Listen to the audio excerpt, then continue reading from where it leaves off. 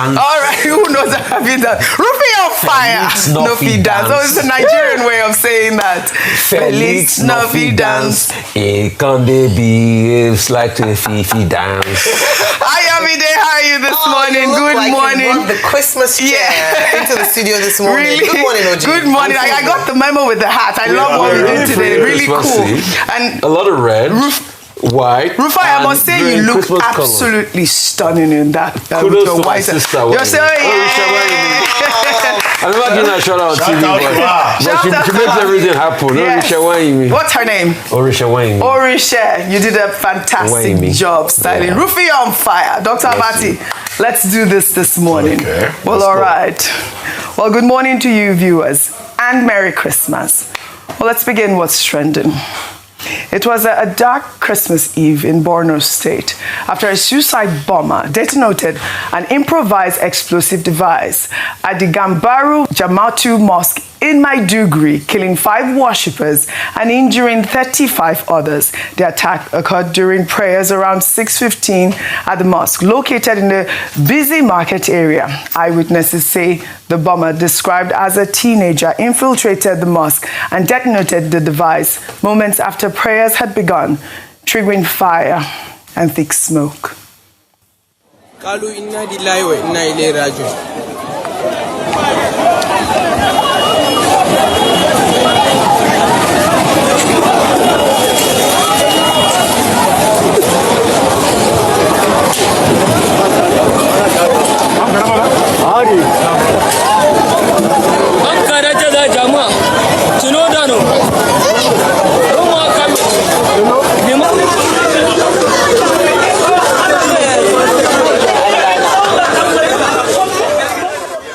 While many are celebrating this as a dark Christmas for some families in Borno State, I'll take a reaction from Jude, who wrote, "This is a stark reminder of the fragility of human life and the unpredictable cruelty that can shatter communities in an instant.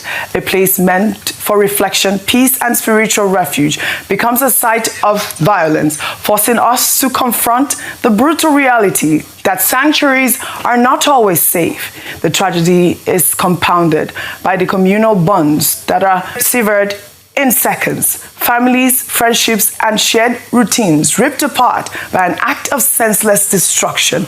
Beyond the horror, there's a lesson about resilience and the human spirit. Violence seeks to instill fear, but history shows that communities often respond with solidarity, rebuilding not just structures, but trust and hope." I actually particularly liked that tweet because it was quite, reassuring that while people commit this sort of atrocities, communities gather together and find ways to rebuild the community. This was a senseless attack and must be condemned.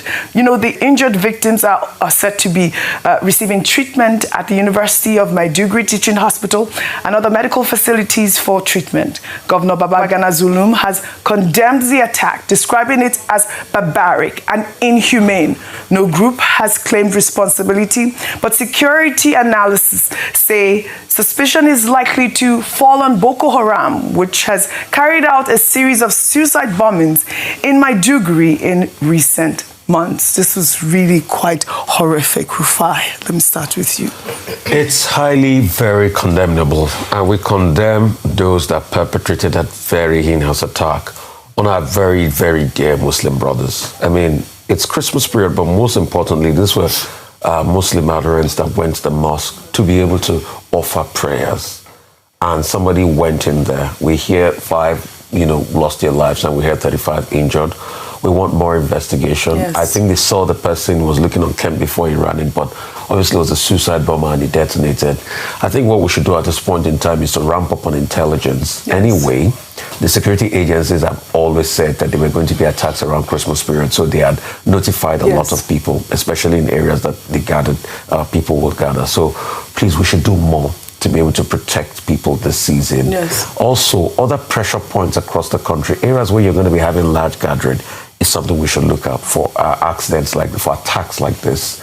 Most importantly, we must be able to get to the end of this. I don't know if the suicide bomber was bombed beyond recognition, we should be able to get DNA samples and be able to trace where this is coming from. Anyway, no group has to take responsibility. No, it's terror. Audrey, we know why. Unbelievable. Audrey, this is unbelievable. It's the terror we talk about in the country. For the fact that we think that we'll not have people that will perpetrate terror at a point in time like this, no, let's not deceive ourselves. But we must get on top of it, and I hope and pray the Nigerian state will get on top of this.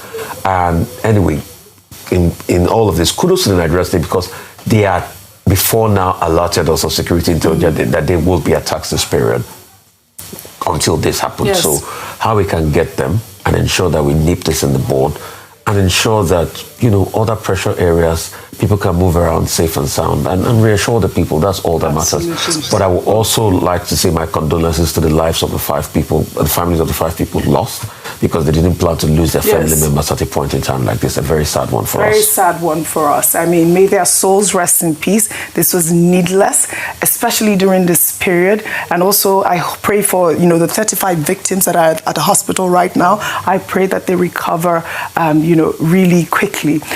Before I come to you for your contributions, meanwhile, President Bola Ahmed Tinubu has extended Christmas greetings to Nigerians, emphasizing his administration's commitment to safeguarding religious freedom and protecting citizens of all faiths from violence. In a goodwill message released on Christmas Eve, the president reflected on the significance of Christ's message of grace, hope, and peace, while urging Nigerians to promote tolerance and peaceful coexistence across religious divides. Tinubu stated that no Nigerian, regardless of ethnicity or belief, should suffer for professing and practicing their faith, and wished everyone a Merry Christmas. And I'll read President Bola Ahmed Tinubu's statement in part. He wrote, "On this holy day, I wish all Christians in Nigeria and around the world a Merry Christmas. I thank God for the opportunity to serve as the leader of our great country, and I pray for peace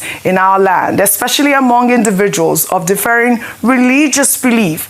As your president, I remain committed to doing everything within my power to enshrine religious freedom in Nigeria and to protect all people of different faiths from violence." Well, Tinubu also stated that his administration has engaged prominent religious leaders throughout the year to strengthen collaboration between government and religious institutions, prevent conflict, and address concerns around religious intolerance and insecurity. Meanwhile, Israeli Prime Minister Benjamin Netanyahu, in his Christmas message, spoke out on the claims of a Christian genocide in Nigeria, saying that it must end now. Netanyahu added that attacks against Christians in Nigeria should not be tolerated and that Israel stands with Nigeria. Let's take a look. The persecution of Christians or members of any religion cannot and must not be tolerated. And Muslim militant displacement and attacks against Christians in Nigeria, that too must end, and it must end now. I'm sending Israel's Christmas blessings to our Christian friends around the world, and I ask you, know that Israel will always stand with you. Dr. Bati, over to you. Okay, first, Prime Minister Benjamin Netanyahu showing so much concern about Nigerian Christians. Well, very fine. He's echoing the position of President Trump and other interested parties in the United States. But we also say to Prime Minister Benjamin Netanyahu that, okay, the killing of persons in Gaza and the oppression of the Palestinians in Gaza by Israel must also end now. So, because before you remove the log in other people's eyes, you have to remove your own first. So, that's that about that. But in any case, let Prime Minister Netanyahu also be reminded that the whole import of the message by President Bola Ahmed Tinubu today relates to this concern about persecution of Christians in Nigeria. And he has said again and again that his administration is committed to religious freedom and that, everything will be done to make sure that not just Christians, but nobody in this environment called Nigeria is persecuted, because the spirit of the season is about hope, it's about peace, it's about unity, it's about love. But we have also made the point that rhetoric is not enough. One of the problems we have with religion in this environment is this gap between public morality and private morality. Our leaders tend to say one thing and do another thing. There should be real commitment. And the incident in Maiduguri is a subtle reminder that the battle is a very serious one. Now, in 2013, I think 2013, there was on Christmas Day a major incident in the suburb of Abuja. In 2023, there was also attacks on churches in Plateau State. Now, 2025, eve of Christmas, we have attack on the mosque in Maiduguri. So it follows a certain pattern. Nobody should be killed, either because of religion or because of circumstances of worship. And that is why that incident in Maiduguri, whether it is ISWAP or Boko Haram, nobody has claimed responsibility. Must be investigated. And this must also, again, be a wake-up call for government and the local authorities to see that, the battle is not yet over with regard to, checking and stopping insurgents, terrorists, or bandits, whatever they call themselves. But the thing is that, these are all criminals. And it is all the more painful because the last time there was a major incident like this in Maiduguri, Borno State, was in 2023.